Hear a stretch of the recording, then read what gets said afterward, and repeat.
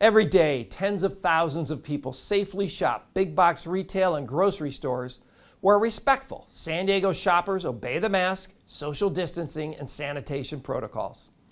Churches, museums, restaurants, and the zoo are now open but limited to 25% capacity. Legoland, street fairs, and wedding venues have yet to open, while liquor stores and marijuana dispensaries operate unabated.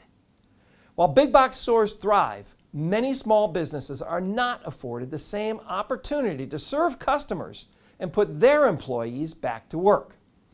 If safety protocols work for businesses with thousands of customers and hundreds of employees, why shouldn't the same safety protocols work for all businesses? And here, just when you think it can't get worse, it does.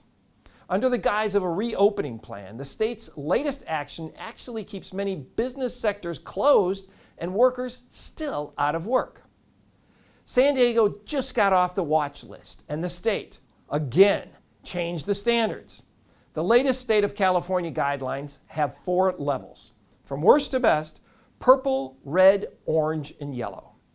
San Diego County is currently in the red tier, and this allows our region to reopen some businesses for indoor use with safety protocols, and some businesses that are very limited to indoor use, while others still remain to be closed. The state's tier system is deeply flawed, and for a couple of reasons. First, even if a vaccine is developed and implemented, it would be statistically impossible to get to the least restrictive yellow tier, which really only allows about 50% capacity in openings. In May of this year, the governor said that businesses won't open until there were 0 deaths for 14 straight days. That was also unachievable, and it was eventually retracted. This new criteria to get to yellow is 1 positive case per 100,000 people. Even if a vaccine was readily available, it can't guarantee those results. A tier beyond yellow that would potentially allow employers like Legoland to open is not even mentioned in the state's new plan. Second, the one-size-fits-all approach is still stifling business sectors that are struggling to reopen and stay open, keep their people employed. For example, restaurants and churches, regardless of their size, their capacity is limited to no more than 100 patrons indoors. Some of our larger churches in San Diego have 3,500 seats in their sanctuaries. But the state has mandated no more than 100 people can worship in any facility, regardless of its size.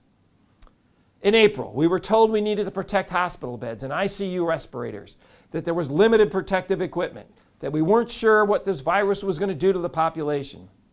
Here we are, 6 months later, our hospitals have plenty of capacity. The patient numbers are stable. And as of August 30th, only 7% of the hospital beds are coronavirus patients, with fewer than 100 of those in ICU beds. The PPE, or protective equipment, is widely available, and we can identify and treat the people and protect the most vulnerable in San Diego County. Now, contrary to some of the messaging San Diegans hear, we are in good shape as a region because of you. And when it comes to protecting and treating the people with the coronavirus, we are first rate. The state's new tiered system is disguised as a reopening plan, really keeps businesses closed and prevents them from earning income and pay for their food and housing. It was simply a rearrangement of the deck chairs on the economic Titanic.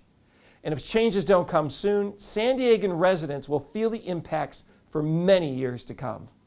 Business owners will rise to the occasion. They want to do the right thing. Let's give them the opportunity to put their workforce and our workforce back to work.